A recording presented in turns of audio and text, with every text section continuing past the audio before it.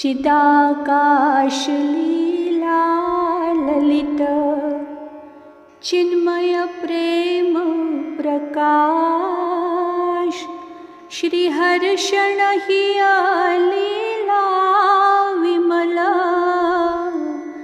रामचरित रसरास श्री गौर देव आराध्य की अंतः लीला भाष प्रेम प्रदायिनी रस भरी मृदुला कहत रसास मृदुला कहत रसास। श्री सीताराम जी महाराज की जय। अनंत श्री विभूषित हमारे सद्गुरुदेव भगवान श्रीमद् राम हर्षणदास जी महाराज जी ने हम सब अपने आश्रित जनों के कल्याण, आत्मचिंतन व कालक्षेप हेतु अपने चित्त रूपी गगन में उदित श्री सीताराम जी की चिन्मयी लीलाओं का वर्णन अपनी असमोर्ध्व कृति चिदाकाश की चिन्मयी लीला में किया है, जिसका पठन पाठन व स्मरण चिंतन अध्यात्म प्राप्ति की हेतुभूता है। उपरोक्त ग्रंथ की क्रमशः वाक सेवा प्रस्तुत की जा रही है। आइए आज हम अष्टम भाग में प्रवेश करते हैं। अहो, पूर्व राग की स्मृति के पर्दे की डोरी खींचकर आप भी अपने नंदोई के पूर्व प्रेम का भंडाफोड़ करने में उतर चुकी हैं क्या? मेरी लज्जा मेरे पास ही रहे, आप उसे लेने का प्रयास क्यों कर रही हैं? इसलिए कि जैसे अपनी ननंद के हृदय और उनकी भाभी के हृदय में अभेद है, उसी प्रकार अपने नंदोई का हृदय भी कपट का केंद्र न बनकर अपनी सरहज के हृदय से हृदय बिहारी के अनुरूप अंतर की यवनिका से हटा लें। क्या यह ठीक नहीं है? आपके प्राणातिथि को संकोच लग रहा है, फिर कभी समय पाकर सुन लेंगी तो आपका क्या बिगड़ जाएगा? जब लाल साहब सुनाना ही चाहते हैं तो अतीत राग के स्वर को वर्तमान में आलाप के द्वारा झंकृत कर अपनी सरहज को सुना देने में कौन सी लज्जा उनको आकर वरण कर लेगी? यहाँ कोई दूसरा तो है ही नहीं। अरे, एक ताड़का नाम की अबला को एक बाण से मार गिराए, जगत जानता है, तब लज्जा नहीं लगी? अब पूर्व राग की कथा न सुनाने के लिए लज्जा का बहाना करने लगे। चलिए सुनाइए ना। कब से हमारे श्रवण आतुरता का अनुभव कर रहे हैं।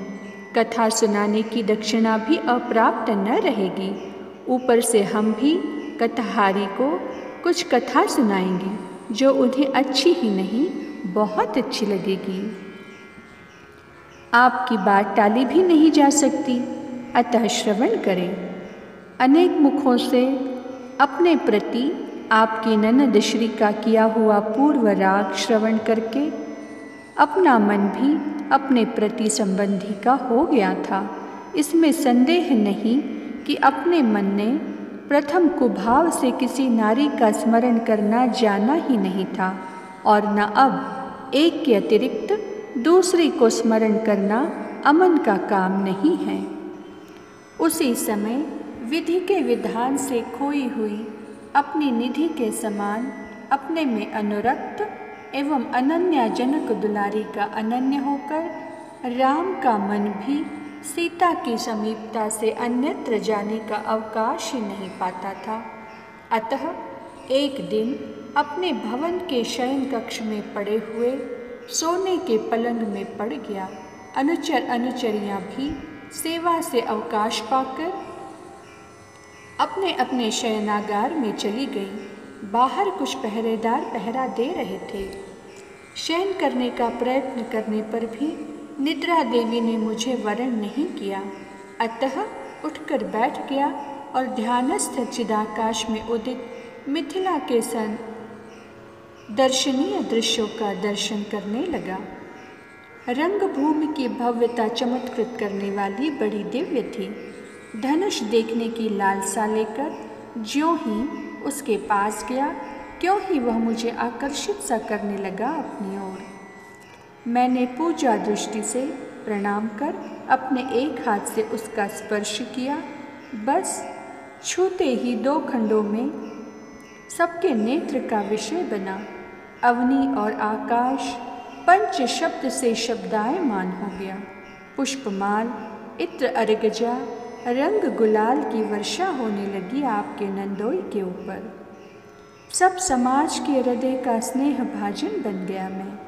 सब मुझे अपने प्यार भरे नेत्रों के द्वार से पुरालय में प्रवेश कराकर सदा के लिए बंदी बनाने में प्रयत्नशील थे। श्रीमन मिथिलेश जी महाराज एवं कुमार लक्ष्मी निधि जी, आप सहित माँ सुनैना जी की प्रीति कितनी थी, इसकी इयत्ता राम को न प्राप्त हुई। आप श्री की ननंद सुनैना नंदवर्धिनी द्वारा विजय माल पहनाने का अवसर त्रिभुवन को परमानंद के सिंधु में निमग्न कर रहा था। पुनः अयोध्या से बारात के साथ श्री पिताजी का आना, पुनः विवाह प्रक्रिया का सर्वांगीण दृश्य तथा आपके कोहवर भवन में 4 दिन रहना, आपकी प्रेमपूर्ण अष्टयामीय सेवा राम को अपने अधीन बना रही थी। इतने में बंदी जनों की बिरदावली, वेद ध्वनि तथा मैया का मुझे जगाने के लिए अपनी दासियों सहित आने के साथ उनके आभूषणों के शब्दों ने मुझे अंतर जगत से लाकर बाह्य जगत में स्थित कर दिया और मैं अपनी स्थिति को छिपाने के लिए चादर ढककर सो सा गया। जागते ही वह आनंद का सरोवर सूख सा गया।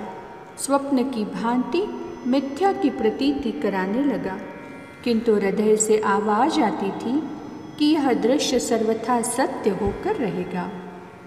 कहिए, मुझे निर्लज्ज बनाकर अब तो संतोष हो गया आपको। मैंने बड़े स्नेह से उनकी बलैया ली, उनके स्वभाव पर रीझ कर उनकी आरती उतारी, दृष्टि दोष न लगने का उपाय किया, मंगलानुशासन किया।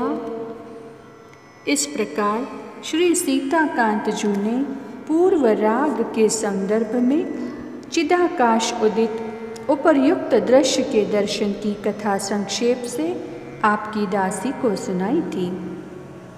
श्री युवराज कुमार लक्ष्मी निधि जी राम कथा की माधुरी का पेय पीकर माधुर्य की सरिता में बह गए। पुनः श्री सिद्धि कुंवरी जी के सहारे धैर्य की नाव में बैठकर सचेष्ट हुए।